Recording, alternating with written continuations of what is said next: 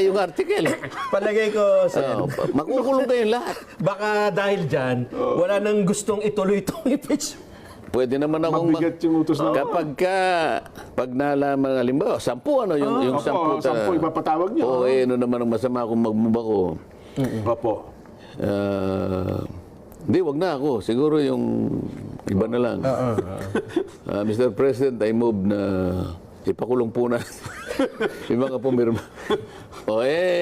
May magagawa. Delikado. Puro kasinungalingan eh. Ito pala ang hinahanap ng kataas-taasang hukuman. Oo.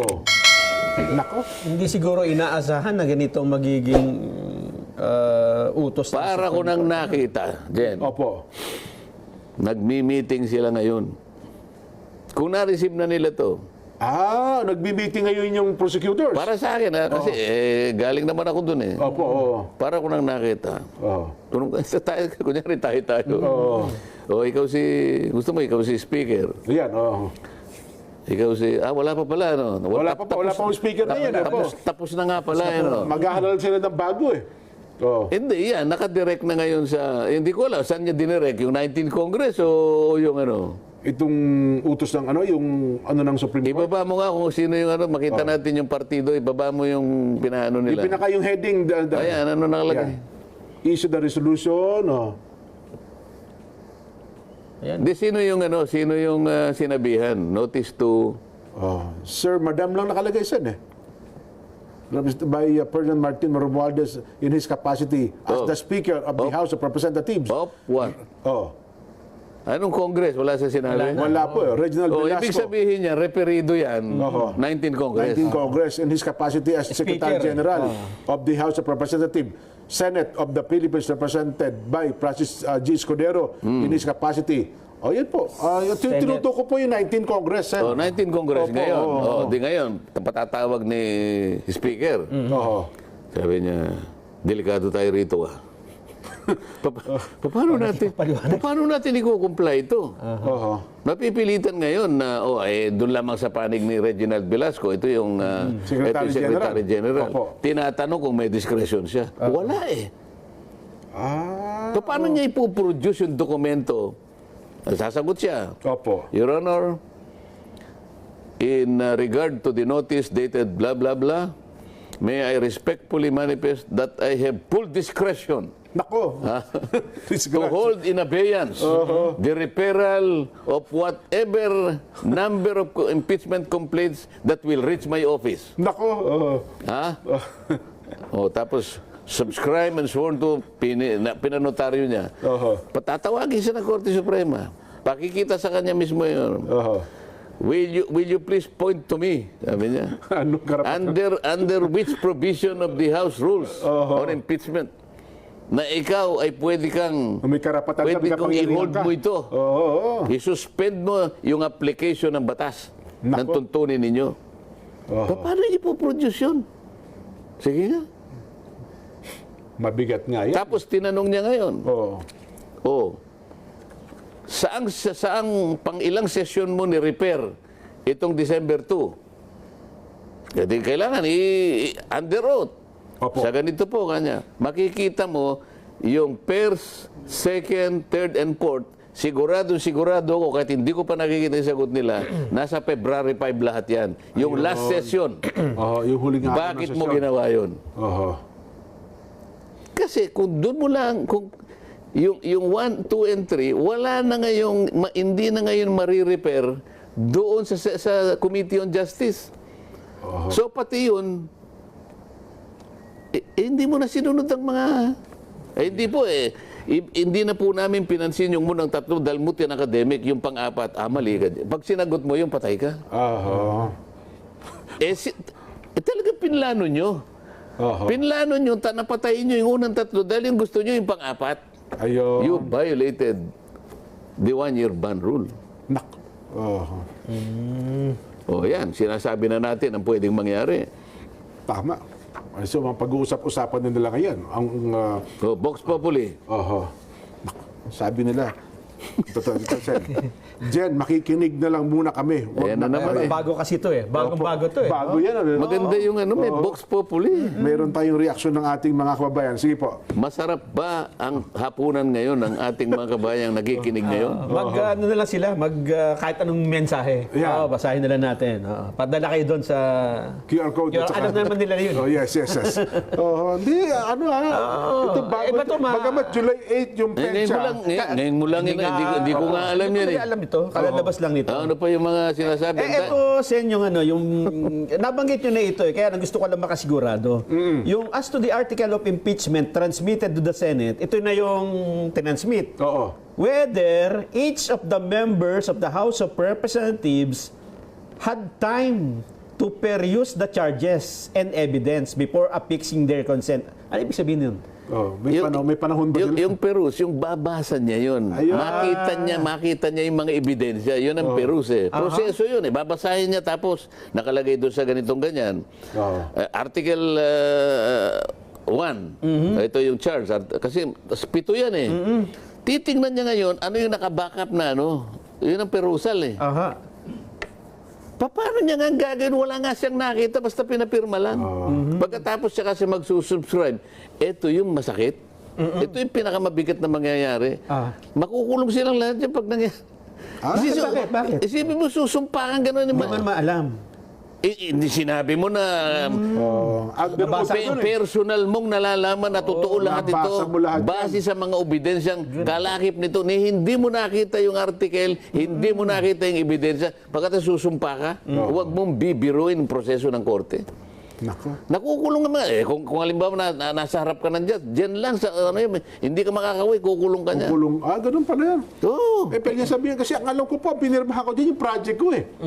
Yung proyekto. Kaya nga, yung proyekto yung pinangako ko kaya pa. nga yung mga kaibigan ko, alam mo na, medyo binibiro ko lang sila, pero birong Half truth ho yun, siyempre. natakot na. Oo.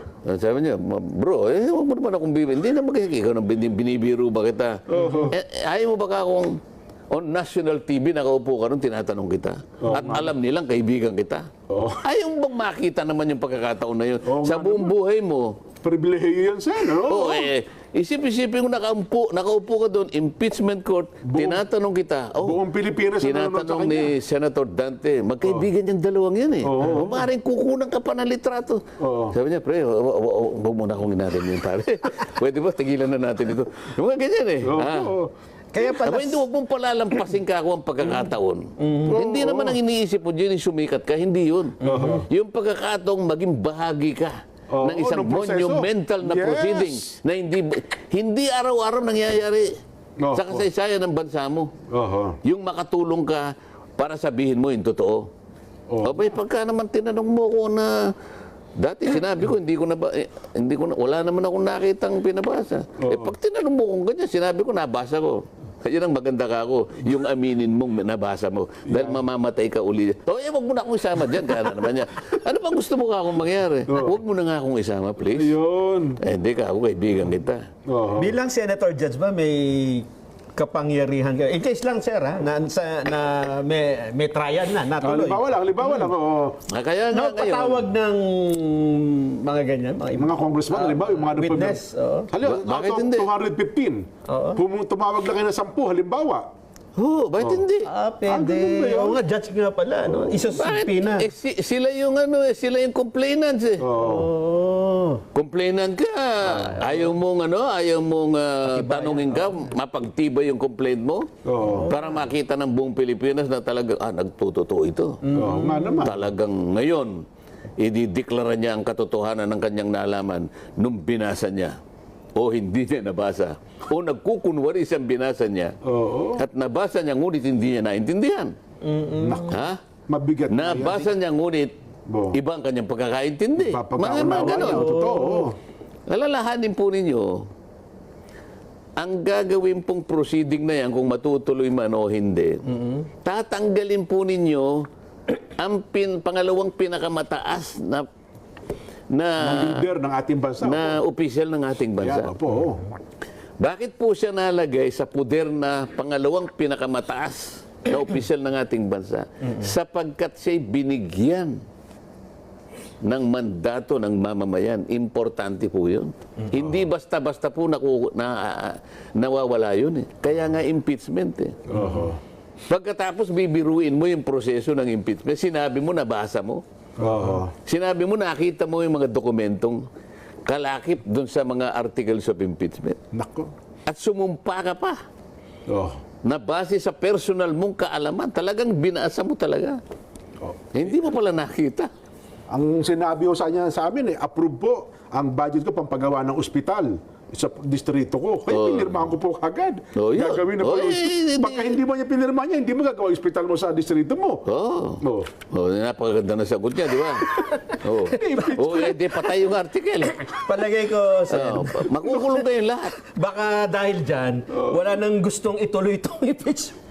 Pwede naman akong Mabigat yung utos na. pag nalaman, halimbawa, 10 yung 10. 10 ipapatawag niyo. Ano naman ang masama kung magmumba ko. Opo. Hindi, wag na ako. Siguro yung iba na lang. Mr. President, I move na ipakulong po na yung mga pumirma. May magagawa. Puro kasinungalingan eh. Oo nga, no. Dito makikita kung paano nila sasagutin. Alam ko dito pa lang magkakaproblema na yan. Dito pa lang Kung paano sila magsasubmit. Ang una lang gagawin, gagawa ng motion. We are asking for additional period within which to reply to your notice, Your Honor. Delaying na yan. Pagkatapos na naman, humingi ng another 15 days. Opo. Nung maglalaps na yung another 15 days, magmo-motion na naman. Considering, sabi niya, the voluminous documents that we need to transmit to the good office, to the court. Your Honor, sabi niya, we are constrained to ask for the last time a period of 1 year Naku po. within which to reply. Yan naman sinasabi ko Kasi sa'yo. nga naman, 250 nga naman yan. Napakadaming dokumento. Pwede ba sabihin nila na Mga kababayan, hindi po kami nagbibiro sa sinasabi. Maaaring mangyari po ito. Depende po sa kanilang paraan at sa kanilang sure na sagutin po itong notice ng Korte Suprema. Yan na nga yung pinag-uusapan natin. Opo. Pero ito, Sen, sa panig pa lamang ito ng Korte Suprema, Nelson, hindi pa ang pinag-uusapan yung sa panig ng 20th Congress. Independent of the notice or the ruling of the Supreme Court. Gagawa rin kami. Bakit? Meron naman kami ibang duty. Kanya-kanya naman, judicial ito. Opo. Kami naman, legislative kami. Although, yung aming gawain, merong anino ng pagiging judicial. Kaya lang, impeachment, sabi nila, is not purely judicial because it is basically political in nature.